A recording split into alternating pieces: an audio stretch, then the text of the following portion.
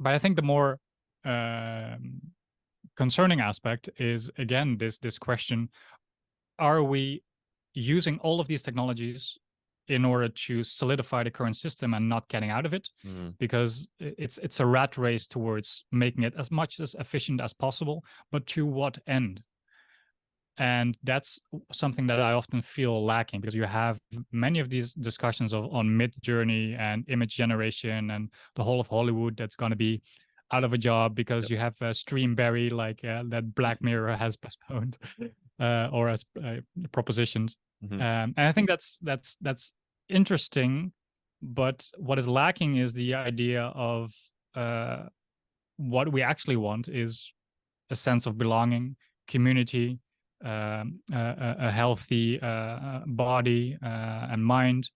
And I think what was, of course, very interesting, but that was, of course, machine learning, is you have, for example, scans of skin, and then you can detect cancer or not. I mean, those are really interesting and worthwhile. But I feel that there is a discussion lacking when it comes to AI, because it's so narrowly focused within the system in optimizing that. And that's where I think much of the risk is in right now.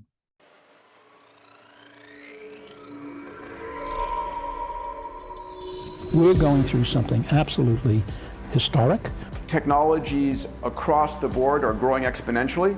It's a disruption that's going to completely redefine the way businesses compete. In the next decade, we're going to lose 40% of today's Fortune 500 companies. The exponential growth of computing is continuing. AI is nowhere near its full potential.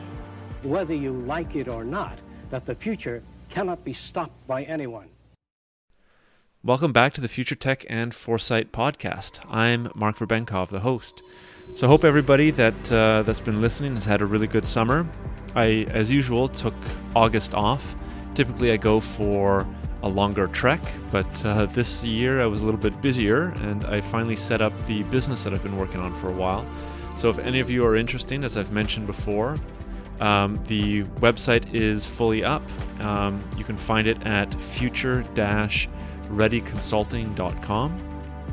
So I'll be mentioning a little bit about the business as time goes on, but essentially it's strategic foresight consulting, so helping companies figure out what to do over the next 5 to 10 years, specifically trying to deal with what kind of new technologies are going to be disrupting their businesses and how to kind of find the risks and avoid getting disrupted by those risks, and finding the opportunities and leveraging those opportunities to benefit their business and move forward.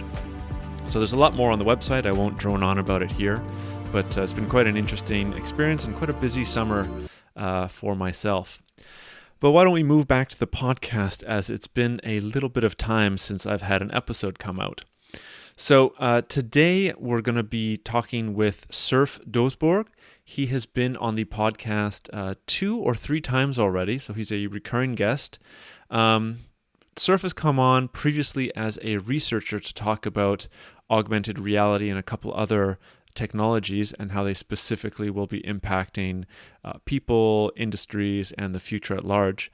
But he comes today via a new role as the coordinator and facilitator of education at Drift for Transition, which is a leading research institute in the field of sustainability transitions.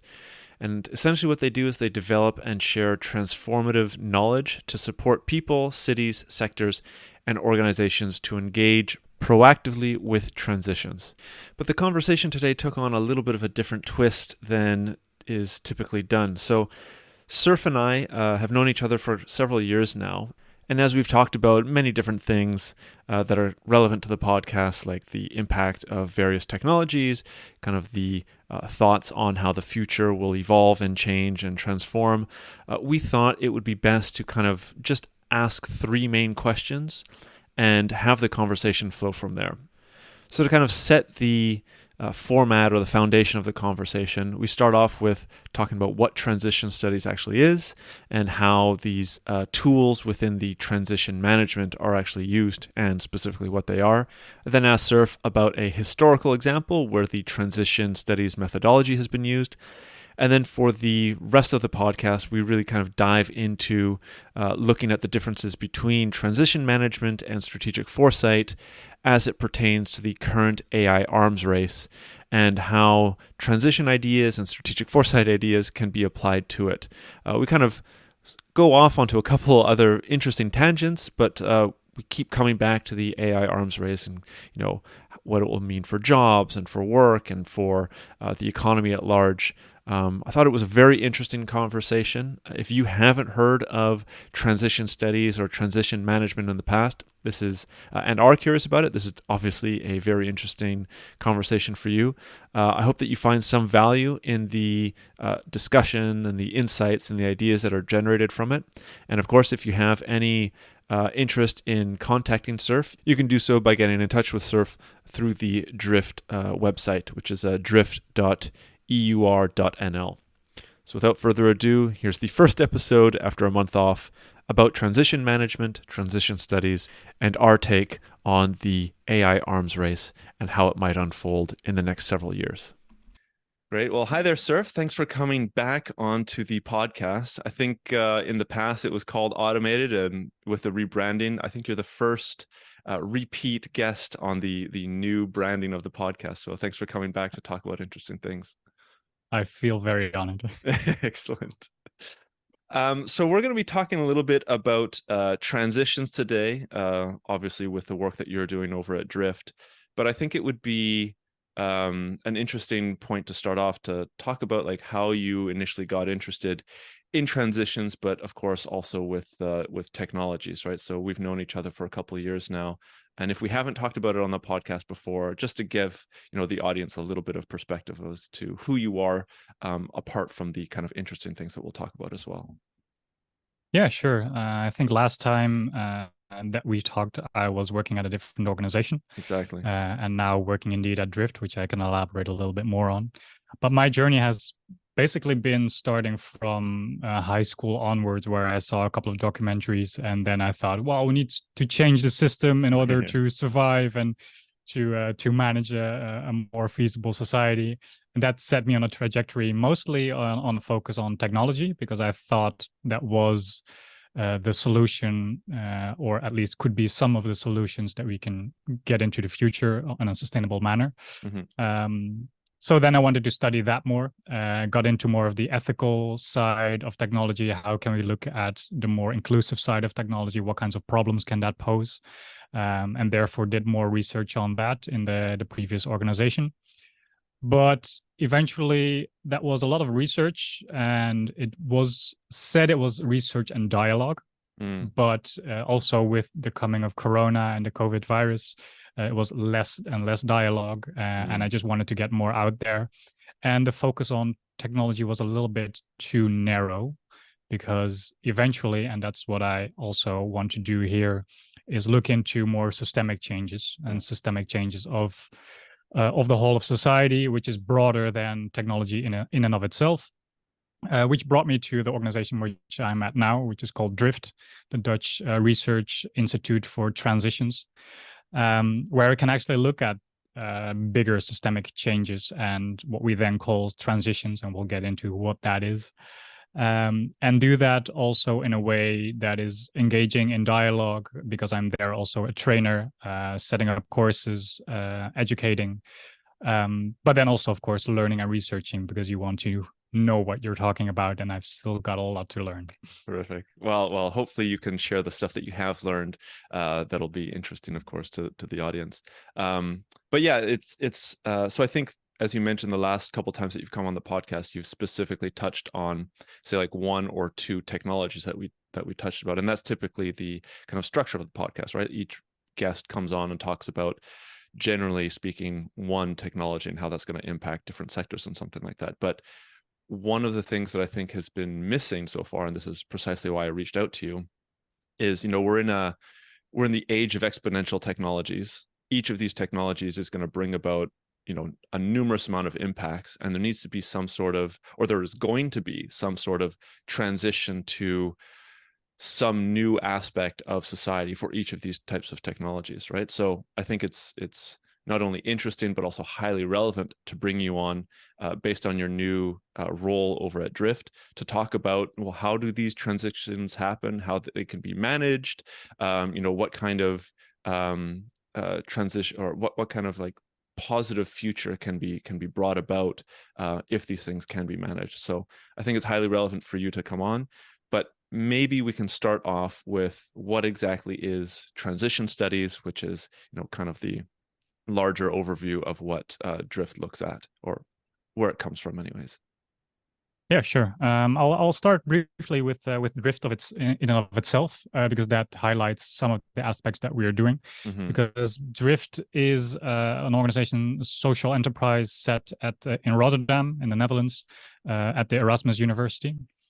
And it's a research organization. So what we do is we, with all kinds of researchers, look at how have transitions occurred in the past, what can we learn from that, and how can we apply that today to transitions that we are in or might be in order to steer transitions towards not just a transition somewhere, but towards more of a sustainable and just future that we want.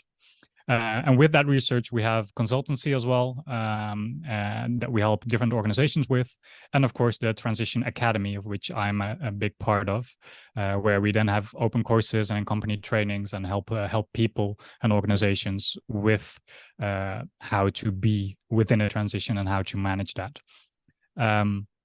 So then that arrives at transition studies, which is basically amalgamation of all kinds of studies. We pick bits and pieces from everything that we can actually use. Okay. And we morph it into what we think is useful. Because what we do is not like the classic kind of research. It's action research, as we claim that to be. Because what we do is we go into society where stuff is happening, if it's within healthcare or within construction or within the energy sector or whatever, and we try to change things there by experimenting with people and organizations and see what comes up and what changes. And from that tinkering with society, we learn. So we are actively participating within society and learning from that and learning by doing. And that then translates into all the work that we do with consultancy and education as well. And then with that body of knowledge of transition studies, looking at what has been doing in the past and what we can apply now, different types of theories have arisen, frameworks that we use, which we can get into. But also it's a study that is highly relevant, probably, and that's a study that which is the STS studies, science and technology studies, really is in there as a part of transition studies as well. Really looking at social technical systems a lot. And systems thinking. Maybe to make it a little bit more tangible, just for people listening. So are you working mostly with like public organizations? Are they corporations? Are they nonprofits? What's your typical, I guess, client base? Yeah, more typical recently for me, it's mostly government organizations, public organizations mostly as well, but we are getting also more ask from organizations and companies that are a little bit more for profit, or maybe some consultancy organizations that want to know how to orient yourself within a transition and how you can go about that. Okay, really interesting. Well, maybe can you give us an example of, say, well, if you can, right? Whether it's not like a non-disclosure agreement or anything like that, but I'm always trying to pick out kind of the most tangible, kind of like real use cases from all of my guests, so that you can understand what's actually happening with what the guests are talking about. So can you pick out maybe one of your most favorite, or maybe one of the more recent examples of transition studies or the transition management that you're doing with some of your clients? It doesn't have to be long, but just something clear. Yeah, sure. And tangible. One field that I'm really getting excited about, and which I find really interesting, which I didn't think was that interesting in the beginning, is actually healthcare. And within our open courses, there are quite a couple of people that apply in our open courses and then use their cases in healthcare to apply transition management. And what we then look at is, okay, the big idea in transitions is that you need a systemic change, of a fundamental change in the way that we are doing things, in the way that we are organizing things, and a way of thinking, because there is a set of persistent problems, as we call them, the problems that will not go away because they are so ingrained within society and then they are actually part of the system that you cannot change them. So when we then look at healthcare, for example, there is a problem that we are getting much older in general, which leads to a higher demand, but also the idea that healthcare is consumer-based. So I go to buy my healthcare and I buy my treatment instead of looking at the prevention side of that. Is also a cultural aspect and a way of doing things within that system that puts pressure on that system as well, especially when we have less people that work at healthcare as well, because it's a very high demanding job. And so you see that all kinds of different problems arise within that system. And that's why people also come to some of these courses or to our work to basically first look at what are what is the dominant structure of this system as we have it. And with a system, I then mean what are the dominant ways of thinking. So for example, that consumerist aspect or way of organizing, you go first to your GP and then you go into the system to get further specified treatments, to analyze that. And then to think, what are alternatives to that outside, which we call the niches, that actually challenge that dominant system, but then also take into account the landscape, as we call it. That's the jargon of it, but it basically means what is coming at the system from outside. So, for example, climate change is a big external factor impacting quite some systems. But for example, definitely for the healthcare, COVID, we hit right in front of it and shook up the full system. And that opens windows of opportunity to change systems and ways of thinking in towards a new system. Interesting. Yeah, so it seems like there's a real kind of analysis of the different elements of not just what needs to change, but also looking at, well, what are the problems and maybe what are the opportunities in order to change, which is slightly similar to, you know, what I'm working on now, which is strategic foresight, but more looking at not necessarily what's going on right now, but what will happen in, you know, 5-10 years, and then trying to typically maneuver an organization into that kind of right path of avoiding the risks and leveraging or taking advantage of the kind of opportunities that they might not even be able to see right now. But I don't think it's at such a systemic level as maybe what transition studies and drift. I think that's definitely a key difference, as far as I know, Foresight, but we can talk about that, because what definitely change management or all kinds of other aspects that are also within society and within consultancy today do is they often look at a particular organization and how can we make that organization within society sustainable, mostly economically. But when you take a transitions approach, then you take a look at the societal system.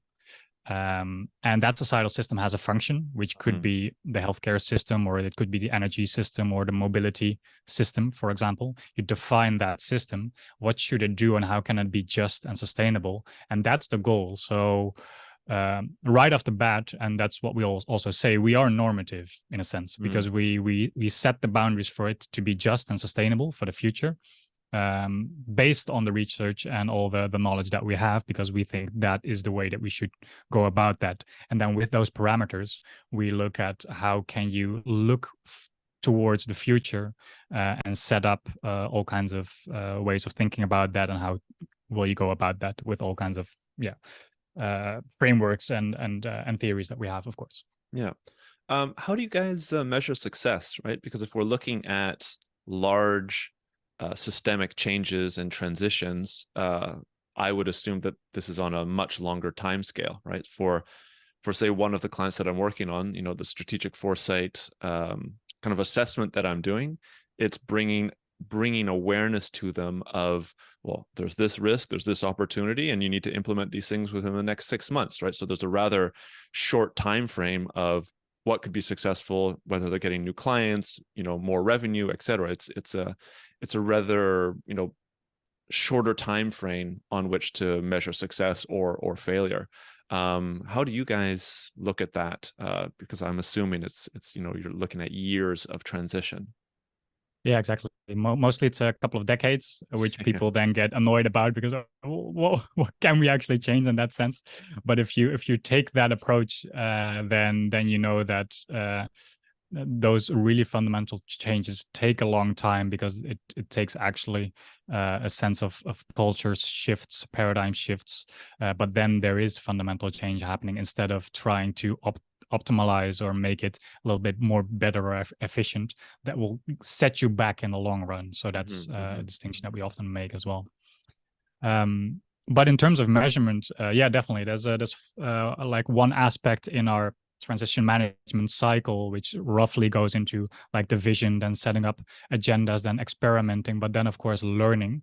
And the learning aspect is something very peculiar, because we have coined that not monitoring in general, but reflexive monitoring, meaning that when you acknowledge that society is not manageable because of the complexities, and when you're working with this within systems change, where you don't know what the answer is and you need to get there just by doing and by learning, and everything can change, you need to be very and highly adaptive in your learning and constantly adapt. And then also not set rigid KPIs, for example, in order to change, like take up new lessons. So what we do with the learning and monitoring is that we for sure set some goals or some ideas of where we want to go to. But for example, when you set the idea that we should be CO2 neutral or like less for 50%. Okay, that's a good goal. But if we figure out within the next 20 years that, or let's say 10 years, that CO2 is not the main culprit, because we have now new information, then all the programs are set within that boundary, and we cannot change that, because then that's within the laws and regulations, and we don't get paid for that. And that makes it highly, not adaptable. So in that sense, we look at, we use a dynamic learning agenda where we put in many of the high, like the second degree learning aspects. How did certain experiments do? What can we learn from them to replicate them, instead of looking at really high, solid, quantitative targets sometimes, in order to progress within this complex adaptive system. Because you have to acknowledge that even within the numbers, there's of course a certain bias, but also moving along, learning by doing, there will be some changes. So that's one aspect of it. Okay. So we talked beforehand, before recording, about some of the tools that you guys use. I think you've touched on them a little bit in what you've already been stating, but again, to make it tangible for some of the people listening, are there specific tools that you guys use within this greater framework of systemic change in order to help these organizations or societies transition in a way that they deem to be, beneficial?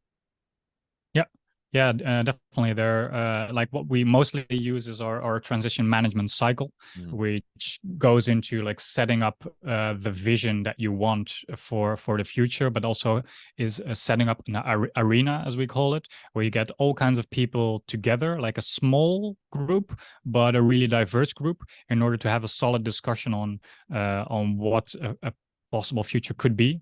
We often use backcasting for that, where you then really plan ahead, like very far, and then work backwards on that, because what you want is to get out of a lock-in or a path dependency, because many ways of thinking is thinking within the current system, and if you think within the current system, then you want to make it a little bit better, you want to make it a little bit more efficient in order to solve the problems. But what you're actually doing, if the system is not functioning, then you're actually making it worse. So, for example, when you are looking at the mobility system for cars, then we have all kinds of cars on roadways right now. But within the current paradigm, we then think, okay, there's a traffic jam, we build another road. But that's actually solidifying the current system, and then more cars will come, and then we don't have that solution. And by solidifying that additional road, and then of course more highway like traffic lights and all kinds of aspects, even culturally we adapt to it, because now we have the radio, and then traffic jams are becoming normalized. It sets a lock-in which you cannot get out. And then if we want to change the system to more sustainable one, which could be car sharing or all kinds of other things, then it's harder to get out. So that's why we use backcasting, for example. And then going into experiments, that's where we use, again, this question of are you solidifying the current system, or are you working on transitions? Are you working on new ways of thinking, new ways of doing, and new ways of organizing, which we try to really keep sharp. And of course, this reflexive monitoring as the latest one.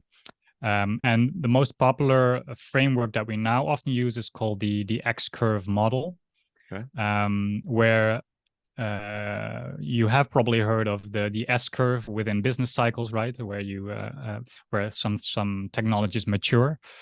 But what we often lack within ways of thinking, especially within transitions, is that we also stuff needs to be broken down. And in order to make that explicit, you have the other S, which actually goes down. And when you then ask organizations or people that are working within transitions, you start to ask a much more wider question, because then you're asking what needs to be built up, what needs to be new ways of thinking and doing, what are the further way forecasting, maybe backcasting ideas, what are the principles that a new transition or system should have. But then additionally, what do we need to break down in the current regime, in the current system that is dominant, that we don't want to have anymore? But that's going also into technologies that we need to break down, organizations that we need to break down, but also ways of thinking that we need to break down. For example, again, when we are talking about these cars, the way of thinking that having a really big car is good for you and your status, that's something that we need to break down culturally.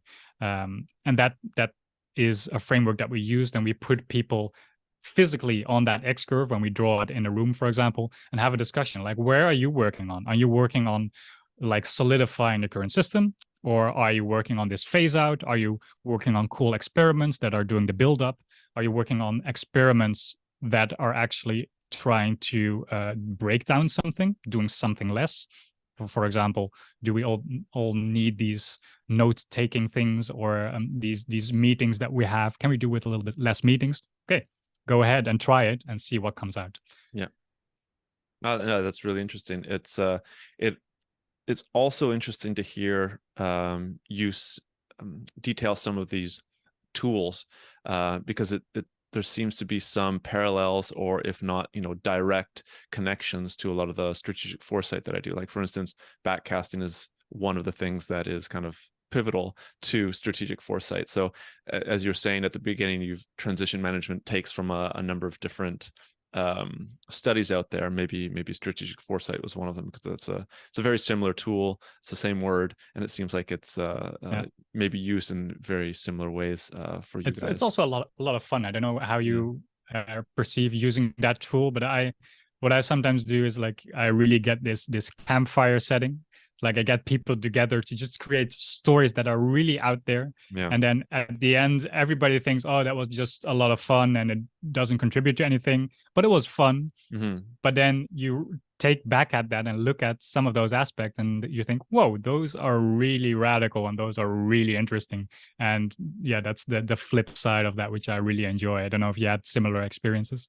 Yeah, it's always really interesting to get people, especially people that are like working either in a corporation or in a business, and they're very good at what they do, but they don't often think beyond what they do, right? So some of these backcasting sessions in a typical workshop that I would lead, brings about, radical new ways of thinking, and specifically gets people outside of their box, right? So they're able to think about new ways, or typically it's going to be new business models that might come up that might be relevant to start in 1 to 2 years, right? But they wouldn't have thought about this before if they hadn't thought 10 years down the line, rather than 1 quarter or 2 quarters in the future, which is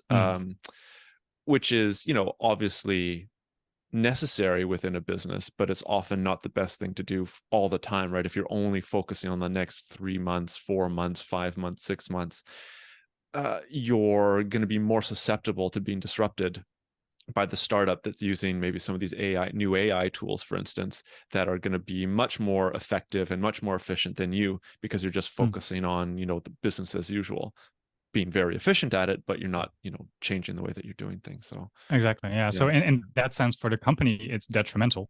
But when you do this within transitions, it's even like on a more systemic level, it's even more detrimental, because you're literally destroying either an environment or like all kinds of justice aspects. So yeah, it's in that way, it's very similar. Yeah. Okay, interesting. So I think we have a good, clear understanding of transition studies, management, the tools, etc. they're using. We talked about beforehand about applying this to a historical example. So we both came to the idea of the transition from horse and buggy to vehicles. I think it's the most clearly outlined, the most visual, the most tangible, if you will, example throughout history that most people have heard about. So do you want to maybe run us through how transition management would be applied to this interesting transition that happened, I guess, about 100 years ago, a little bit more than 100 years ago? Yeah, I think it's so with transitions, you only know if it is a transition when you look back at it. So you don't know, like, only the future risks of or us in a couple of years will know what a transition has actually been. So this has been a transition as we are looking at it, and has been analyzed. But it's of course not that transition management was there at that time and that we actually steered this, for an example. But it's good to look at it in order to see what has happened, and to really apply the complexity that comes with it, because we have this idea that that this horse and carriage was there, automobiles came in, and that's the transition, because the new technology came in and was better, and then therefore everybody had to adapt, and then we got into the new transition, or into the new dominant regime of the automobile. But the most important part is that you have to take in those complexities in order to also take away the technological determinism of that, because meaning that technological determinism is the idea that that technology in and of itself evolves and becomes better, and therefore progresses society, which is not the case, because it's always set within a certain context and within society. And when we then look at this example, we see that also here it's much more complex, and that horse and carriage also started, or was part of, some of the persistent problems, like I mentioned earlier. Looking at some of the problems there, it was super high costs of maintaining the horses, feeding them. I think almost 50% of the costs were the maintenance of the horses and the carriages. But then with that came the manure crisis, like the hygiene crisis, like all over the place, which put more pressure on it. But then the horse and carriages weren't first replaced by automobiles. It was also the electric tram that came up at first, because that was in development, and also was made more easy because the electrical developments were more up there. But then, and of course, the roads weren't that perfect at that time as well. So what happened then was that on the other side, bicycles became more in favor. And bicycles at that point were just really for the tough men, and to show their courage. And they had this front wheel which was super big, and the back wheel that was small, and was just for being tough and being cool, and not for transport. And later on, of course, they had the safety bike, which we call now just the bike, which was for women. And then, well, that changed it. But then that was a movement for making better roads. So now we had better roads due to the bicycles. And we had the horse and carriage being pulled away because of the electrical tram, the manure crisis that was there. And yeah, I mean, this goes way deeper than I just can explain here. If you want to look more into this, Frank Geels has looked into it using one of the theories that we often use as well. I think just to jump in for a second, I think this manure crisis is often glossed over when we're talking about this transition. So I've also written about this transition a while ago, and I remember reading an article, I believe it was in New York, and they were saying they were projecting that the manure would be 2, maybe 3 stories high over the next several years if there wasn't a change, because there was just so much manure, right? Like the streets were littered with it, and they had to hire, I think it was something like an army of 10,000 people to go and sweep the streets and clean the streets every single day, because horses were the main mode of transportation, and the manure was just absolutely everywhere. The stink was absolutely horrible. Like living in these cities 100 years ago was not enjoyable for most people, mostly because of the transportation that was used. Yeah, exactly. Yeah, I think sometimes it's also made worse, but I definitely do not want to imagine being there at that time.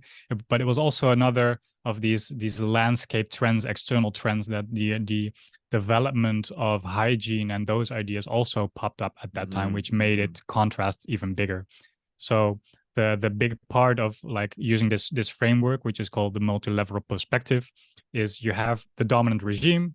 Then the landscape from external pops in some of the problems, so it opens up and puts more pressure on it. And at the same time, there are these niches, these new ideas that come in, use that window of opportunity, and then a new regime is set. Just really bluntly stated, of course, but that's the framework that you can look at it and see how that developed, and then we actually have a transition which is historic, and actually was a couple of decades in order to fully realize. And of course, now we're looking at a new transition, because now we have the automobile as we have it today, and we actually want to go into a transition, but we are not, because now we have electrical cars, and we think that is the solution, but that is just sitting with an electrical car in another traffic jam.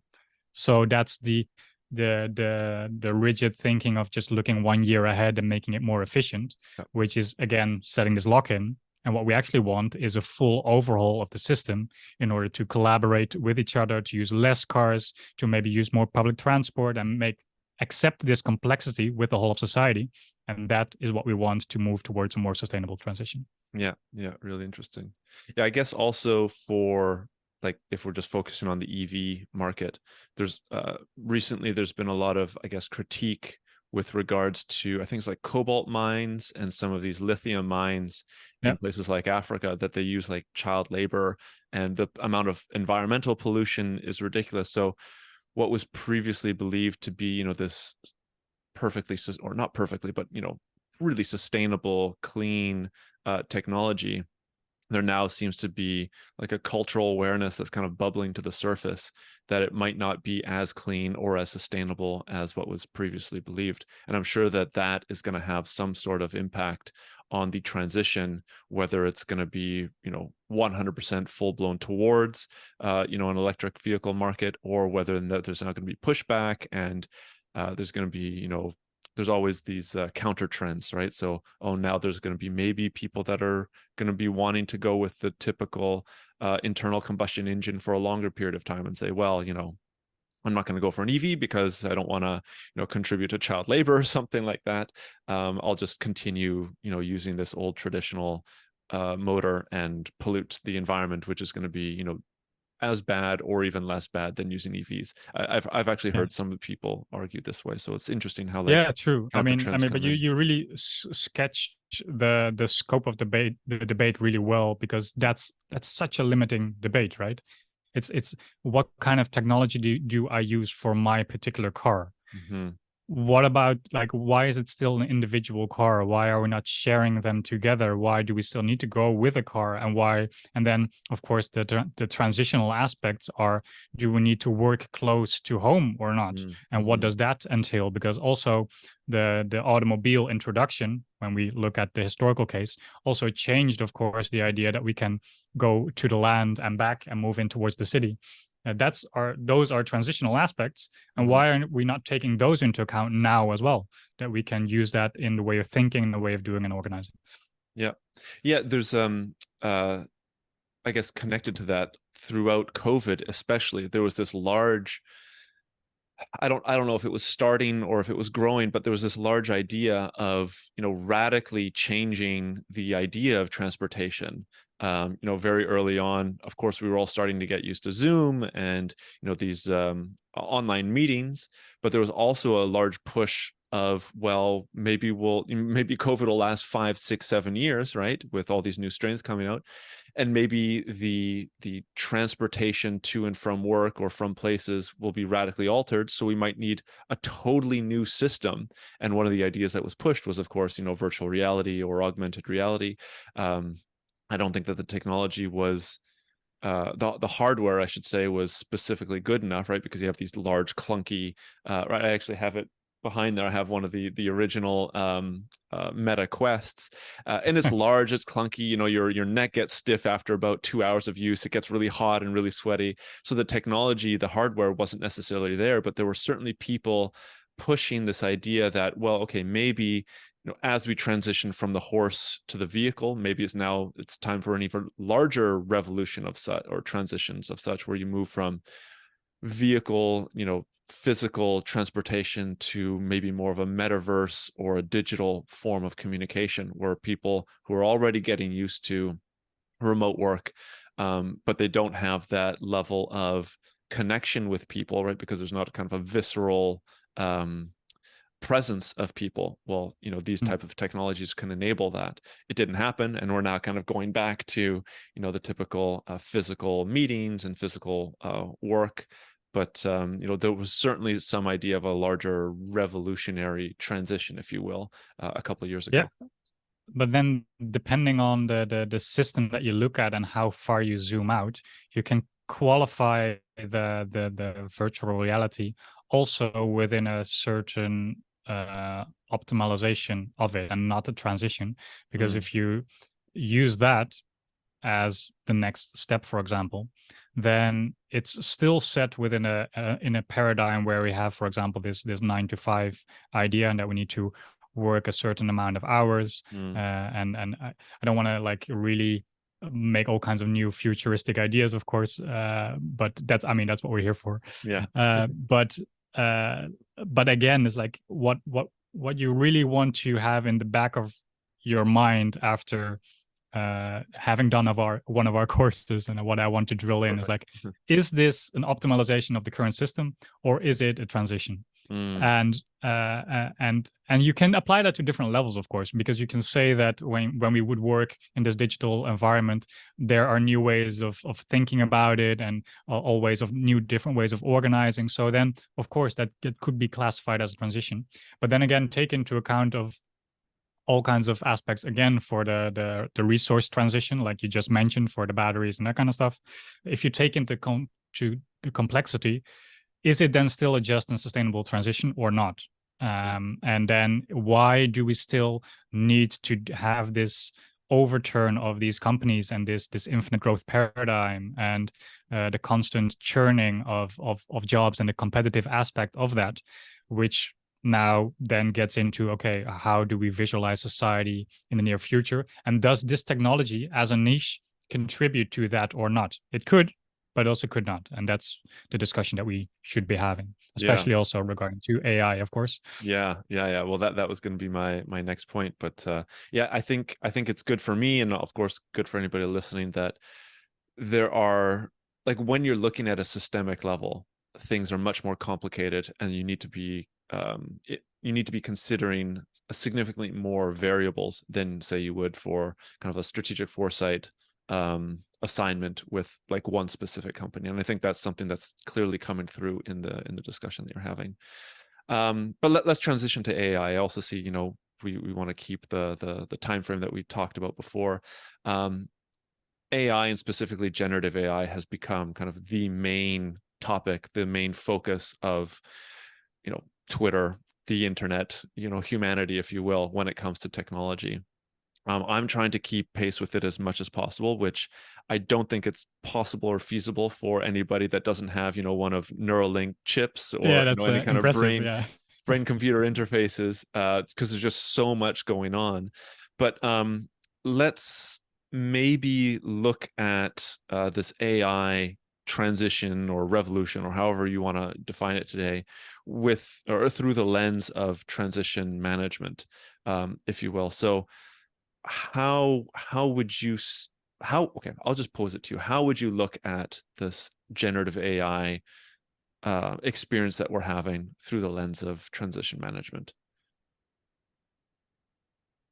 Well, what I would say is that it's important, again, that this is a technology set within a certain context. Mm-hmm. And what is that context? That context is the society that we have today, which is based on the labor for income that we need to have in order to sustain ourselves. And therefore, we compete within for our jobs. But within companies, we don't do that. But then the companies compete with each other. So there's a highly sense of competitive aspects. And if you're not sustainable, then your people will not have the income, and then people will have less survival, basically. Mm-hmm. So, I mean, that's a part of it. And within that context of the current socioeconomic system, if you want to call it that, this technology is situated, which then immediately negates the discussion of you can use technology for good or for bad. Yeah, maybe true, but within the current context, it's definitely geared towards something. And what is it geared towards? It's geared towards optimization, becoming as efficient as possible, as being competitive as possible, as being as ruthless as possible. And that is the more, I think, terrifying aspect, because we can talk about the regulation and risks, and maybe somebody, like one person that can use auto GPT, for example, to, or I mean, you also probably talked about the chaos GPT part, where people are really are going into like, how can we destroy humanity? Of course, that's a discussion we can have, and we should have. We can dig into that as well. But I think the more concerning aspect is, again, this question: are we using all of these technologies in order to solidify the current system and not getting out of it? Because it's a rat race towards making it as much as efficient as possible, but to what end? And that's something that I often feel lacking, because you have many of these discussions on mid-journey and image generation, and the whole of Hollywood that's going to be out of a job because you have Streamberry, like that Black Mirror has postponed, or as propositions. And I think that's interesting, but what is lacking is the idea of what we actually want is a sense of belonging, community, a healthy body and mind. And I think what was, of course, very interesting, but that was, of course, machine learning, is you have, for example, scans of skin, and then you can detect cancer or not. I mean, those are really interesting and worthwhile. But I feel that there is a discussion lacking when it comes to AI, because it's so narrowly focused within the system in optimizing that. And that's where I think much of the risk is in right now. Yeah, that's a really interesting point, actually. I guess this goes back to kind of the age-old conversation of, you know, get outside of your own paradigm, right? But it's sometimes hard to see outside of your paradigm if you don't even know that you're within a paradigm, or, you know, not you as an individual, but a society or a community or a society, etc. So if I understand what you're saying, transition studies and the work that you do over at Drift would help, large public bodies or governments see outside of that initial paradigm to help make, certain policies or regulations to maybe move a society into a more benevolent future, if you will. And I think that you're totally right that is completely missing within this AI revolution, renaissance, whatever you want to call it, because there's just so much going on and so much, what's a good term for it, like fascination or exuberance of, oh my God, like I can use this one tool and I can cut 20% of the costs in my business, right? So it's completely immersed within, as you said, this current paradigm that we're living in, this current structure that we're living in, and it's a little bit hard to look outside of that. Yeah, to make that a little bit more concrete, for example, it also turns out or has more turnover, right? So it's constantly producing more and more. And I don't want to suddenly sound very old, but I really like the idea. I mean, you have Spotify and Netflix. And yes, I definitely have the problems when I want to watch something on Netflix. I don't know what to choose from. Sure. Because, I mean, having some choice is good, but having too much choice is limiting. And I think that I feel that's a sort of vibe that I'm getting. Like, okay, it's all great that we can have this personalized movies or all kinds of content that we can all watch, but I mean, I can't even grasp everything that's out there already. So to what end? And I think the democratization of technology is interesting and good. I mean, that's the reason why we can even have this podcast, which is it makes it easier and accessible for many more people, and it can also make the job for many more people more accessible. So I think that's interesting. But then democratizing in order to churn out more of all kinds of different content in order to what? And that's what I'm. And that's really an open question. That's not a full judgment, but I really like the idea that also there's this shift going on of like, I really hate this Spotify idea because there's so much stuff to listen to. I'm gonna buy one LP and I'm gonna look at the artwork and I'm gonna listen to it myself, and that has much more emotional baggage and something attached to that, instead of all this choice that's somewhere out there. And of course there are many discussions on that, because I mean it's great to have all this access, but it's, I think, a discussion worth having. Yeah, definitely. I think I'll add into the show notes, there's a TED talk I listened to maybe 10 years ago or something like that, and I think it was called The Paradox of Choice, and it focuses specifically on what you're talking about, right? With the example of going to, say, a grocery store and looking at 50 different types of cereals, for instance, right? And you're just inundated with all this choice. And I think the crux of the TED talk, if I remember correctly, was you choose one cereal and you really like it, and then you're walking out of the aisle and you're like, oh shoot, I should have gotten that other one, or oh, I wonder what that other one was like. So there's this constant state of FOMO, or fear of missing out, that even though you've made the choice, that is the cereal that you like the most, in the back of your mind, you're never 100% satisfied, because there's always another option that maybe isn't better for you, but you think that there's a possibility that it could be as good or different, and therefore you're missing out on that one experience. This is going to be the same for AI tools, or for Spotify, or for Netflix TV shows or something like that. So I think that that's just a psychological problem that humans have, right? It's kind of it's deep within us that if we're spoiled for choice, even though it's better than no choice or one or two choices, our psychology enables a kind of depression or a state of unhappiness because there's too many options. It's interesting that you put the problem though at the psychological aspect of humans. Why is that? Like, what?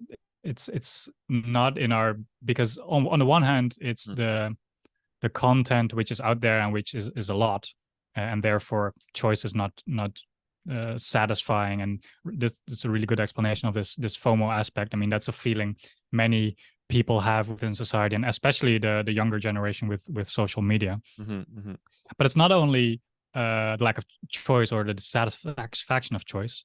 it's also the depletion of the resources and the planet's resource and all kinds of those aspects. It's the which comes on top of that. Yes. So in that sense, it's not only not sustainable in a mental sense, but also in a planetary sense.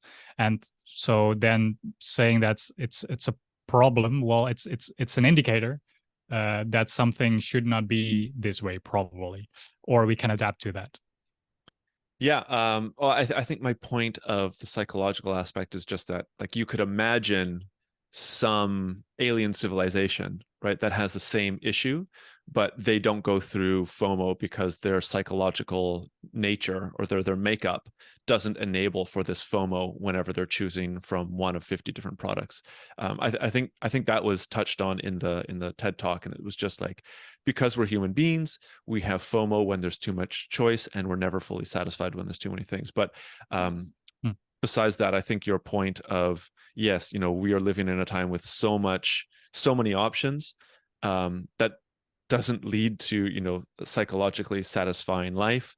And then there's this other layer of, well, it's not leading to a sustainable planet, and we have resource depletion, destruction of habitats, right? Like, I spent a lot of time in the Amazon. It's one of my favorite places on the planet, and I know that there's tons of degradation and just destruction of this in order to produce this copious amount of products that we're able to choose from, right? So you're completely correct. There's this psychological problem that we're having, and on top of that, there's this sustainability issue that we need to transition out of, I guess. Yeah, well put. Yeah, I'll add another point on the risk, if you don't mind, because I think that's also a very interesting aspect of the regulation and the risk of AI. And I'm curious what you think about this, because I thought it in relation to, or the analogy of school shootings. So in America, you have especially in America, you have many of those school shootings that we all know about. And the idea is, you have the technology there, which is the weapon, and you want to regulate that in order to have less school shootings. But now with AI, first it was a stick, then it was a gun, and now it's AI, and God knows what that could be. And because it's out there, people can probably use it. You can talk about regulation, which is not much. I don't know the particular parts of that, so I'll not go into that. But the idea is basically, okay, I think it's important to look at AI or the school shooting and see how much can we regulate as possible, because that at least helps in having it lessened, even if for the long run it might not like hold on or be sustainable in the long run. Because what the long run is a full transition towards a just and sustainable society. Yeah. Because just for the school shooting, okay, you want to regulate it so this person cannot get this gun. But what you also want is to have this person to have a good upbringing, and to have a social environment, and to have a school that's nice and rewarding, and to, all kinds of aspects, a sense of belonging, the community, a healthy lifestyle. That's what you want to give to this person. Yeah. And I think and that's what I find interesting about the AI discussion, if there is one discussion or one aspect that really, for me, solidifies the idea that we need to go into the transition, it is the AI discussion. Yeah. Because if we don't solve the aberrant behavior that one person gets the idea that, oh, I can do this because, fuck society, then we are, then this is probably happening in somewhere in the near future. So then regulation is there, but in the long run, we should create a society that does not create that aberrant behavior. So for me, AI and the discussions on regulation and risk is the confirmation of that we need to transition towards a more sustainable future. Yeah. Yeah, well, I can't argue or disagree with that point at all, right? So my perspective on regulation is that Of course, it needs to be done in order to lessen, if you're looking at AI as a weapon, right? You need to lessen access to those bad actors out there that are going to use AI. But I think if I understand everything that I'm listening to and all the people that I'm talking to, I think I understand as the current age of AI that we're living in is that Pandora's box has been opened, right? And specifically in the sense that like a lot of these LLMs, for instance, are now open source, right? So anybody has access to it. So you can regulate these things as much as possible, but because of its now more or less decentralized nature, maybe not as powerful as, you know, say GPT-4 or the like Google's I'm blanking on their language model, the I think it's Alpaca or something like that. Those ones are very powerful, but they're private, right? But you have ones that are maybe not as powerful, but still very capable, that are open source. Anybody with substantial hardware is able to download this and use it for themselves. So regulation can only take us so far, right? Which is, it's necessary, but I think you're completely correct in the sense that all it takes is one bad actor in order to, shut down a specific part of the economy or, hack and infiltrate very important databases.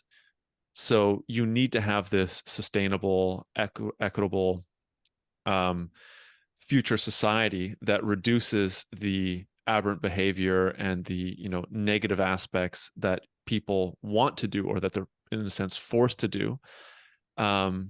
Regulation is, I see, as kind of a band-aid solution to help us to how should I say it, help us move that transition forward, right? Because without that regulation, these bad actors are able to do kind of whatever they want when this technology becomes sufficiently powerful, and it's only going to take a couple of years for that to truly happen. But you're correct. We need to break out of this paradigm. We need to transition into one of these, equitable, sustainable futures in order to avoid the need for regulation. I think is the main point, right? You can have all the regulation in the world, but if you don't need the regulation because the people are in such a positive state that they have no incentive to create these harms and these attacks on society, then that's where we need to go. Yeah, indeed. I think that's what I would like to see the discussion is heading, and which is I think also an interesting discussion. Instead of looking at AI and see if we can have a counter AI, which then knows how to counter that, or in order how to regulate it. What about moving the discussion towards what are aspects of society that we want to see in the future that would solve like that aberrant behavior? And I'm really looking forward to those types of discussions and looking into that we, for example, have more of this open source technology so that everybody can actually contribute and help for this technology. But that's then in the technology sense. But what about ideas of really the labor for income game, switching that up? Do we what do we define as work and payable work or not? Shorter work weeks, basic income, could all be also band-aid solutions. But let's start having that discussion, because that's, I think, in the long run, the more sustainable discussion in the future. And then we still can talk about Mid-Journey and really great Hollywood movies that are actually personalized. And then do that. I we've known each other for a couple of years. I think that this is the main conversation that needs to happen, right? We're all kind of maybe blinded, myself included for sure, blinded by the fascinating capabilities of generative AI that's been coming out. And, as I mentioned before, all the efficiencies that you can get, and, maybe even a lot of new revenue for businesses, et cetera. It is fascinating, but in the long run, it might not make any difference if, we move into a world where bad actors are able to use these things to, as I said, hack grids. There's lots of discussions of, setting these chaos GPTs type AIs to hack power grids and shut down, the Western Hemisphere, for instance, because these tools are going to be able to outwit other AIs or outwit the algorithms that are holding together a lot of these power grids or healthcare infrastructure, et cetera. So I think that there does need to be a discussion to move us outside of the paradigm that we have, transition into a new paradigm, the sustainable future that you're mentioning.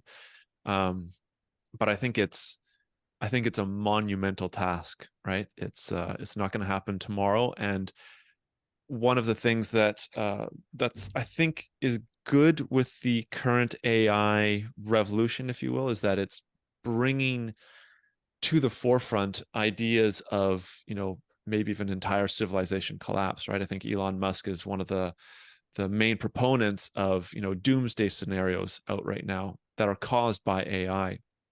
I'm not saying that that's a good thing, but the conversation is at least being sparked in people's minds, maybe for the first time. And, if we are moving along the, I think it's the Kharkov measurement, right? So if we're a type 0 civilization moving into a type 1 civilization, that transition is apparently the hardest transition to make. And, if there are other civilizations out there, maybe none of them have made this transition. And we could be facing, or we could be entering an extinction cycle right now, because we're too fascinated by the type of technologies that are out there. And as I said before, these bad actors are going to be supercharged with the kind of technologies that they have to do the kind of damage that they can do. I'm kind of rambling here a little bit, but I think that the conversation of transitioning towards a more sustainable, just, equitable future, et cetera, is probably the most important conversation to have. You're totally right about that. And hopefully this new AI revolution, renaissance, et cetera, is going to be a spark that lights the conversational fuel for this to happen across society. Yeah, because don't forget the doom scenarios that are there, especially by Elon Musk and others, are especially there also within the current system thinking, especially with the unemployment that's all rising. But many of the things that could be a potential different society in small pockets within society are already happening everywhere. All kinds of ideas of doing it differently. Those are those niches that we are talking about, and really getting that discussion going with all these people and including that in providing an alternative to challenge that dominant system that we have today. And yeah, that's the interesting and fun movement that's going to be needed and is already happening. So when probably you're a little bit too doomsy in the doom scrolling and all these paradigms, it's good to look at all kinds of alternatives that are already out there and thinking differently, because together with that, I think it's also less of a focus on AI and technology, but especially in some forms it can help out, but definitely it will be working together towards that more sustainable and just future. Perfect. Do you on your Drift website, do you have links to some of those alternative communities, alternative groups that are kind of creating these, I would say, counter trends to the dominant narrative? Not specifically for AI, I think, but I can look up and apply give you some of the links of the projects that we are working on. That'd be great. I think that's also maybe a terrific place to end the podcast on, rather than letting me ramble a little bit more on the negative. We can end on quite a positive note, and maybe something a little bit more tangible and real world, right? So people can look into these sorts of things if they're interested, and not just have this doom and gloom perspective that AI might be bringing about. So terrific. I'll have some of the, if you can send me those, I can put those onto the show notes. Of course, I'll add the Drift website into the show notes. Is there any other place that you want people to get in touch with you, Serf, or follow the work that you're doing? I think the Drift website works fine. Okay, terrific. Well, thank you again for coming onto the podcast, for sharing some of these interesting ideas, making me ramble a little bit, maybe too much, and bringing up, I think, some interesting topics for people to think about beyond the paradigm that we're all kind of living in and existing in, I should say. So hopefully transition studies have helped you to also, peer beyond your own paradigms, and hopefully can help some of the audience members do the same. I hope so too. Perfect. Thanks again. Well, thanks for listening to this week's Future Tech and Foresight podcast.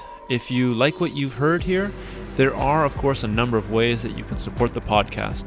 The best way would be to leave a review on Apple Podcasts or give a rating on Spotify, which you can find a step-by-step explanation for on the futuretechandforesight.com website. Alternatively, feel free to leave a comment either on the episode show notes or the YouTube channel where you can see video recordings of the interviews. And finally, if you are part of an organization that is aware of the disruptive and transformational impact that emerging and future technologies will bring and want to know more, please get in touch to hear about the strategic foresight services that we offer and how we can help future-proof your organization and take advantage of the phenomenal opportunities available to survive and thrive in the future. A lot of future-shocked people and future-shocked institutions in our society are simply overwhelmed. Once there is superintelligence, the fate of humanity may depend on what the superintelligence does. Science fact is catching up to science fiction. The first truly intelligent machine will be the last invention that humanity needs to make. The only scarcity that will exist in the future is that which we decide to create ourselves as humans. Within a 10-year design revolution, we can have all humanity living the highest standard of living anybody's ever known. Progress is accelerating at an exponential pace, and it's going to reach a point where progress is so fast it's going to be a singularity. We are probably one of the last generations of Homo sapiens. Every single headline points to the birth pangs of a Type 1 civilization.